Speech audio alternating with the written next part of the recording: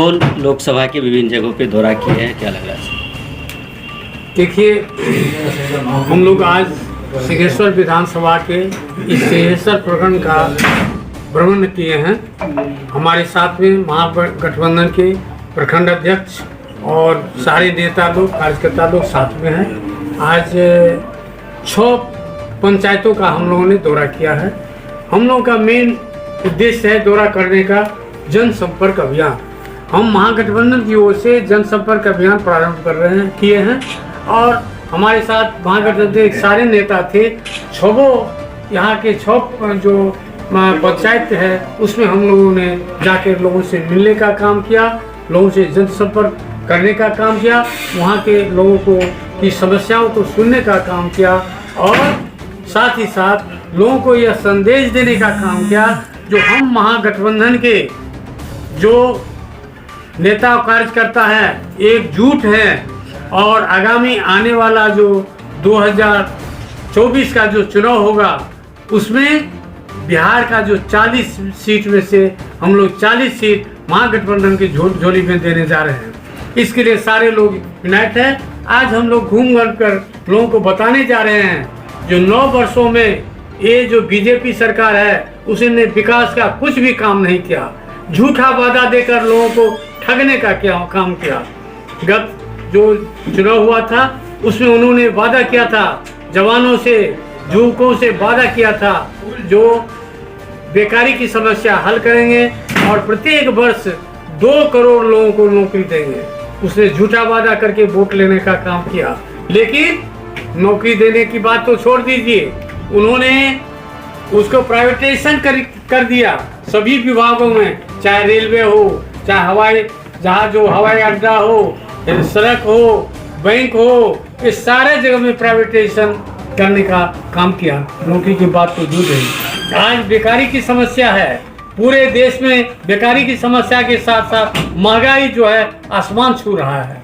सभी जानते हैं कि आज महंगाई जो है आसमान छू रहा है। एक सिलेंडर का उस समय कितना दाम था? 400-450, आज 1200 से 1300 सिलेंडर का दाम हो गया है। लोग क्या करें? फिर वही पुरानी वाली बात हो गई, चूल्हा जला रहे हैं, जलावन से वही धुआं में महिलाएं अपना काम कर रही है।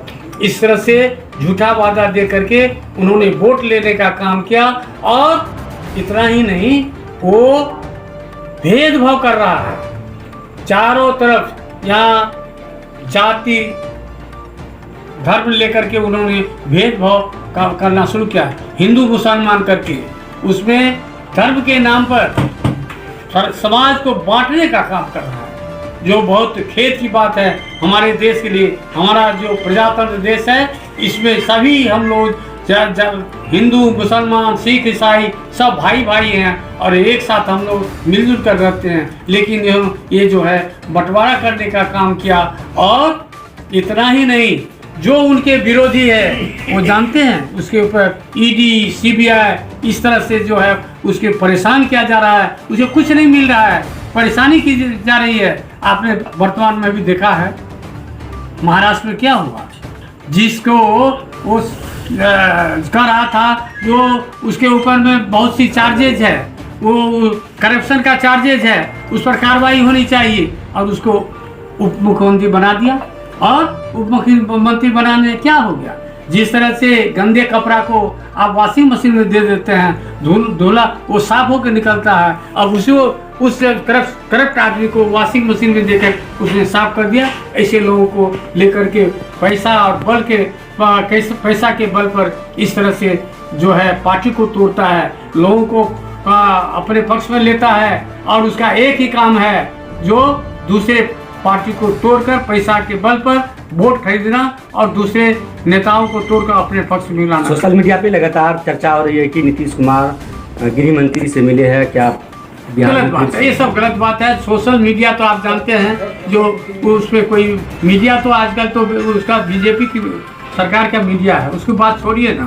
और ऐसी बात नहीं है, हम लोग एकजुट हैं। हमारे माननीय मुख्यमंत्री नीतीश कुमार जी पूरे देश को एकजुट जो करने जा रहे हैं, जितने अपोजिशन पार्टी है, विरोधी दल है, उसको एक जगह ला करके जो 63% वोट जो है बटा हुआ है, 37% पर बीजेपी की सरकार हुई है, चल रही है वो तो 63% वोट को एक जगह कर करके आगे आने वाला समय में बीजेपी को इस देश से जिस तरह से अंग्रेज को 7 समुद्र पार कर दिया था, उसी तरह माननीय मुख्यमंत्री जी ये देश के विरोधियों को जोड़ करके महागठबंधन में ला करके इस बीजेपी को भगाएंगे। ऐसा जो योजनाएं चल रही है, इसमें हम लोग एकजुट होकर के काम कर रहे हैं। 2024 लोकसभा को लेकर किस तरह की तैयारी चल रही है? क्या बूथ स्तर पर किस तरह से काम किया जा रहा है? देखिए, आप तो देख ही रहे हैं, हम लोग पंचायत घूम रहे हैं, प्रत्येक लोगों से संपर्क कर रहे हैं। हमारे महागठबंधन के नेता लोग को देखिए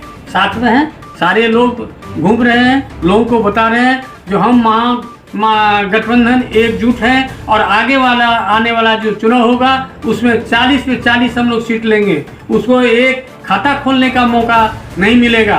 जनता समझ गई है जो बीजेपी किस तरह देश को नुकसान कर रहा है, संविधान को बदल रहा है, प्रजातंत्र को खत्म कर रहा है और प्रजातंत्र को खत्म करके जो देश का इतिहास है उसको बदल रहा है। लोग समझ रहा है इस बात। तो इसलिए बीजेपी की चाल जो है वो नहीं चलेगी, वो लोगों को दिग्भ्रमित कर रहा है, जनता समझ रही है। उनको दिग्भ्रमित करने से कोई काम नहीं होगा। एकजुट होकर के हम लोग लड़ेंगे, बीजेपी को परास्त करेंगे और यह देश जो है बीजेपी विहीन हमारा यह राष्ट्र होगा। बिहार में शिक्षा को लेकर अभी काफ़ी सरगर्मी तेज है, कई युवक को लाठीचार्ज भी किए गए हैं, तो इसको क्या जुर्नैल भी हटा दिए गए हैं, क्या कहना चाहिए इसको? देखिए, ये दूसरी इशू है। ये तो इस पर तो कुछ कहने का नहीं है, क्योंकि जो सरकार जो है नियम बनाती है, कानून बनाती है, कानून का उल्लंघन करने वाले को तो दंड मिलता है, तो उसमें कोई बात नहीं है। इस तरह होता रहता है। अपनी मांग को लेकर ये लोग अपना मांग रख रहे हैं, सरकार इसको देख रही है, विचार कर रही है। अब देखिए, वो तो बिहार सरकार की बात है और वो पॉलिसी मैटर की बात है, इस पर मैं क्या कहूँ आपको। क्या नाम है सर आपका? मेरा नाम दिलेश्वर कामत है। मैं सुपौल संसदीय क्षेत्र का सांसद हूँ, जनता दल यूनाइटेड से, और अभी महागठबंधन में हमारी पार्टी है महागठबंधन में, और महागठबंधन के सारे नेता मेरे साथ हैं।